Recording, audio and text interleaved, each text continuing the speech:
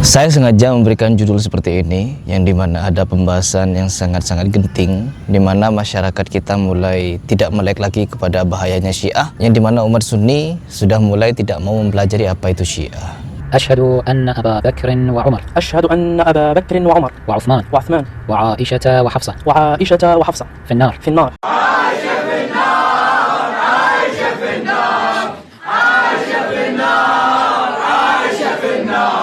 Yang pertama teman-teman, orang-orang di sini memberikan tanggapan terhadap video saya seolah-olah saya itu tidak mensupport kemerdekaan Palestina.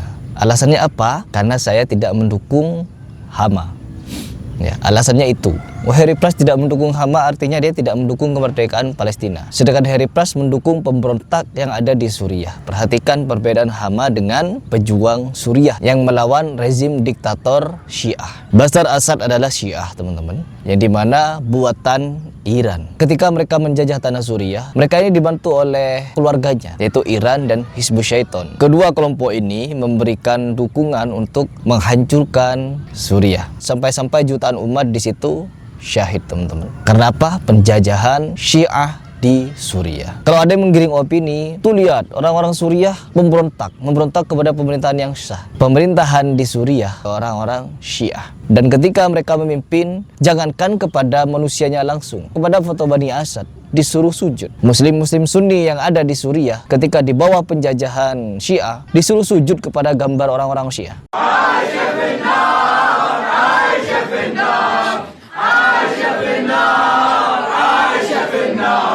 Perhatikan itu baik-baik. Mereka ini bukan Islam. Bagi kalian yang menganggap orang-orang Syiah ini masih Islam, maka ada yang salah dengan pola pikir kalian atau pengertian kalian dengan Syiah Rafidah. Baik, kita langsung masuk kepada pembahasan. Di sini saya akan membahas betapa bahayanya Syiah dan kenapa orang-orang di Indonesia masih tidak mau melek kepada Syiah. Alasannya satu, ketika saya memberikan paparan fakta bahwa orang-orang Syiah mengkafirkan seluruh sahabat kecuali beberapa, hanya beberapa teman-teman, sedikit, bisa dihitung jari. Bahkan mereka ini menyebut hanya Ali dan keturunannya yang patut untuk diikuti. Selain itu tidak boleh diikuti karena apa? Kafir.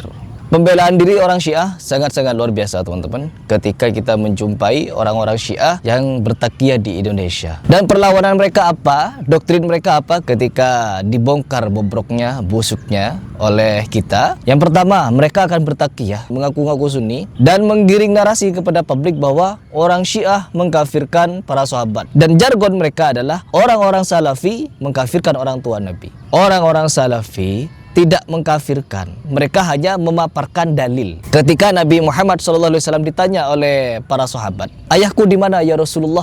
Ini sahabat nanya kepada Rasul, ayahmu di neraka. Dan begitu pun juga dengan ayahku, ayahmu dan ayahku ada di neraka. Lalu menggunakan perasaannya, mereka ini tidak mau kalau orang tua Nabi di neraka. Mereka mentakwil perkataan itu bahwa diarahkan kepada pamannya Nabi teman-teman, bahwa orang tua kandung Nabi tidak mungkin di neraka. Bagaimana dengan orang tua kandung Nabi Ibrahim? Bagaimana dengan anak kandung Nabi Nuh? Ya, bagaimana?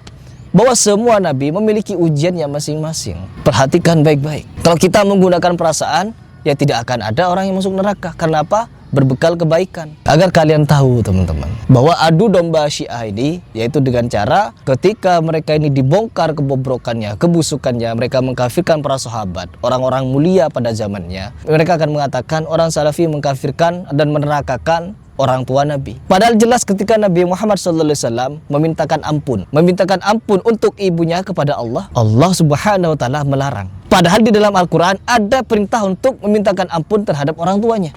Ya, agar kalian tahu, di dalam Al-Quran diperintahkan untuk memintakan ampun kepada kedua orang tuanya. Tapi kenapa Nabi Muhammad SAW dilarang? Jangan menggunakan perasaan, karena Islam itu adalah agama dalil. Ya, agama dalil Islam ini. Jadi setiap kita harus memaparkan dalil untuk memberikan pendapat. Di mana orang tua Nabi di neraka misalkan. Siapa yang mengucapkan? Nabi sendiri. Kalau pernyataan ayah Nabi itu di neraka, ada dalilnya. Tapi kalau ibu Nabi Muhammad SAW, tidak ada keterangan bahwa di neraka. Keterangannya apa? Dilaranglah Nabi Muhammad SAW memintakan ampun untuk ibunya kepada Allah. Ya, dilarang. Ada dalilnya teman-teman.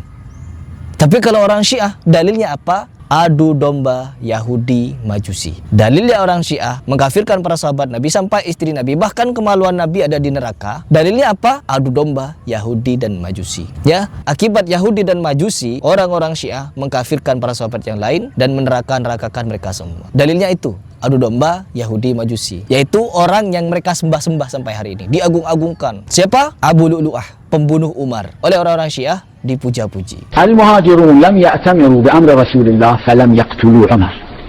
الأنصار لم يأتمروا بأمر رسول الله فلم يقتلوا عمر. زين؟ أصحاب بيعة الشجرة لم يأتمروا بأمر رسول الله فلم يقتلوا عمر. من ائتمر بأمر رسول الله فقتل عمر؟ المسلم المؤمن المتقي الورع الشجاع الجريء الباسل أبو إسلام المعروف بأبي لؤلؤ رضوان الله تعالى عليه. هذا هو المسلم الذي ائتمر بأمر رسول الله فقتل عمر. أما الصحابة فكفار، أما الأنصار فكفار، أما المهاجرون فكفار، أما الذين كانوا أصحاب بيعة العقبة فكفار. أبو إسلام المعروف بأبي لؤلؤ هو المسلم الذي ائتمر بأمر رسول الله فقتل عمر. Di sinilah letak kebobrokan mereka. Hanya satu yang bisa mereka ini lakukan, yaitu memberikan atau mengusung narasi Wahabi.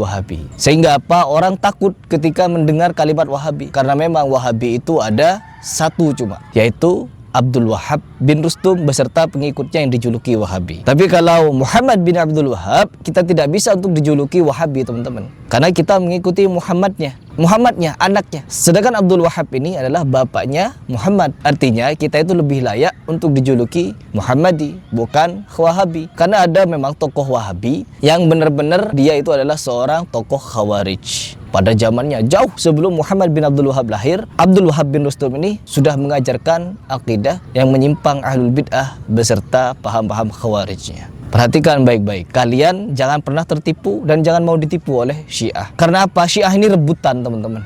Sebelum kita masuk kepada pembahasan bahwa orang-orang Syiah ini memiliki pembelaan diri dengan bertakiyah menjadi Sunni, lalu memberikan narasi Syiah mengkafirkan para sahabat, Wahabi mengkafirkan orang tua Nabi. Perhatikan, teman-teman, Syiah mengkafirkan para sahabat bukan berarti mereka punya dalil. Tapi ketika orang Salafi memberikan paparan dalil bahwa orang tua Nabi di neraka, itu mereka ilmiah, tidak dengan hawa nafsunya. Sekarang masuk lagi kepada kebiasaan orang-orang Syiah untuk menipu umat. Yang pertama, mereka ini dengan beralasan cinta Ahlul Bait, cinta kepada keturunan Ali bin Abi Thalib, mereka ini sampai-sampai rela untuk mengkafirkan para sahabat. Mereka tidak punya dalil. Taqiyah mereka sangat-sangat luar biasa. Yang pertama, kalau kita berbicara masalah akar permasalahan orang-orang Syiah, ya sebenarnya memang kepada Sunni Syiah adalah konflik utama yang menyebabkan kehancuran Ardus Syam, yang dimana ada propaganda mereka dengan Yahudi untuk menguasai Jazirah Arab. Perhatikan itu. Yang pertama, mereka ini memiliki gerakan propaganda untuk menghancurkan negara Sunni, yang dimana berujung mereka akan menguasai tanah Arab. Tujuannya apa? Mekah Madinah. Mereka ingin menguasai Mekah Madinah.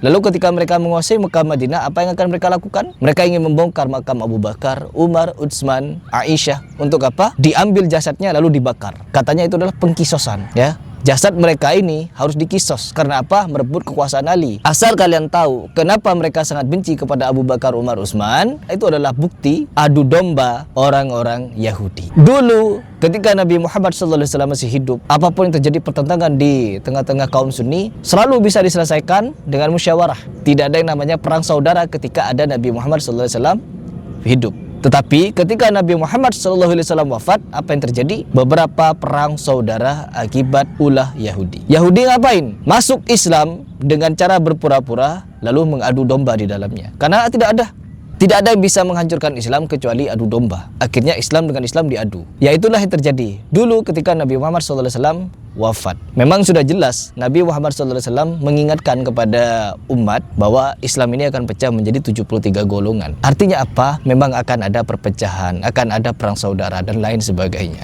Asal kalian tahu, kematian Ali bin Abi Thalib, kematian Utsman, kematian Umar, semua akibat orang-orang Yahudi bekerja sama dengan Majusi. Ini fakta, ada bukunya, teman-teman. Kalau kalian tidak percaya bahwa orang-orang Yahudi ini menciptakan Syiah ketika Nabi Muhammad SAW wafat, mereka orang-orang Yahudi ini bekerja sama dengan Majusi untuk menciptakan gerakan cinta Ahlul Bait. Ya, harusnya yang memiliki kekuasaan itu adalah Ahlul Bait, keturunan Nabi Muhammad SAW melalui Fatimah. Ya, dengan propaganda itu, kehancuran demi kehancuran, perang saudara sampai saat ini perang itu masih berlanjut. Ya, itu sejarah singkat. Ini adalah fakta pahit kalau orang Syiah dibentuk oleh Yahudi. Jadi itu adalah darah. Memang di dalam darah kami, ya, kalau kata Barsemi, di dalam darah kami mengalir darah kenabian. Sama, di darah orang Syiah mengalir darah-darah Yahudi. Jadi ini juga membungkam pernyataan dari Uzma bahwa Bani Saud adalah keturunan Yahudi. Yang benar itu orang Syiah keturunan Yahudi, ya. Di situ letaknya. Jadi di sini saya ingin mengedukasi umat agar tidak tertipu dengan propaganda Syiah dengan perkataannya bahwa kita harus memerangi Wahabi. Karena apa, teman-teman? Hanya Wahabi yang memerangi Syiah dengan totalitas. Dulu seperti Kiai Idrus Ramli dan beberapa kiai lainnya, bahkan ada Habib juga yang mau melawan orang-orang Syiah. Tetapi ketika orang Syiah mengubah strategi dakwahnya, yaitu menggunakan strategi taqiyahnya, berpura-pura dia menjadi Sunni, lalu apa? Menyebarkan fitnah-fitnah di dalamnya. Sampai-sampai mereka ini menggunakan senjata pamungkasnya, yaitu teriakan Wahabi-Wahabi kepada orang-orang yang mendakwahkan betapa bahayanya Syiah di Indonesia. Di mana buktinya? Ketika seorang Habib Syiah berdialog dengan Kiai Idrus Ramli dan mereka mengatakan kaum Wahabilah yang ingin memecah belah antara Syiah dengan Aswaja. Kaum Salafiyah Wahabiyah yang ingin memecah belah persaudaraan antara Syiah dengan Aswaja. Bapak dan ibu-ibu, saya punya tesis, saya punya teori bahwa ini adalah usaha salafiyah, salafiyin, wahabiyin, bukan usaha Ahlussunnah wal Jamaah. Salafiyin yang ingin memecah belah antara NU dengan Syiah. Salafiyah yang ingin memecah belah antara ulama-ulama sunnah dengan Syiah. Maulud bid'ah, orang Syiah yang pertama yang membawa maulud yang dipakai oleh Ahlussunnah wal Jamaah. Haul, orang Syiah yang pertama membawa haul dan dilanjutkan oleh NU. Tabarruk, berkah, ziarah kubur, tawasul, solawatan rami-rami adalah semuanya tradisi Syiah yang juga dilakukan oleh Ahlussunnah wal Jamaah. Saya tidak ada perbedaan dengan kiai-kiai. Mereka tawasul, mereka tabarruk, mereka kunut, mereka macam-macam. Saya sama dengan dia. Tapi saya Syiah, dia Ahlussunnah wal Jamaah, saya bersaudara dengannya. Tetapi kemudian Salafiyah yang mengatakan bahwa ini bid'ah, lalu diadu antara Ahlussunnah dan Syiah. Itu mungkin yang dapat saya sampaikan. Setelah pernyataan itu, teman-teman, sampai detik ini saya tidak menjumpai lagi pernyataan atau ungkapan dari Kiai Idrus Ramli untuk membongkar kebobrokan kebusukan Syiah. Ada apa, wahai Kiai? Ada apa? Setelah saat itu pula sampai hari ini, ya, kalau tidak salah, Kiai Idrus Ramli lebih fokus kepada Salafi. Apakah ini menjadi bukti bahwa orang-orang Aswaja tidak mau dipecah belah dengan orang-orang Syiah?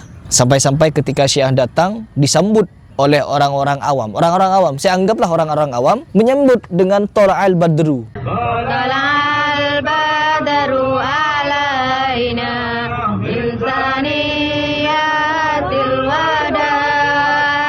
Ketika Syiah datang, ulama-ulama Syiah bahkan datang kepada kantornya PBNU, ada videonya diupload di channel resmi mereka.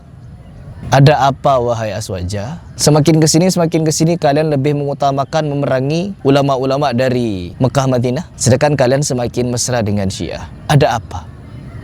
Ya, padahal MUI sudah mengeluarkan fatwa bahwa Syiah Rafidhah 12 imam sesat menyesatkan, bukan Islam. Al-Imam Syafi'i melarang kita untuk sholat berjemaah dengan orang-orang Rafidhah. Karena apa? Kekafiran mereka. Tapi yang terjadi sekarang apa? Sudah diagung-agungkan, Syiahnya diagung-agungkan. Jadi kita akan bongkar terus kebobrokan mereka sampai benar-benar telanjang bulat. Ya, diingat itu.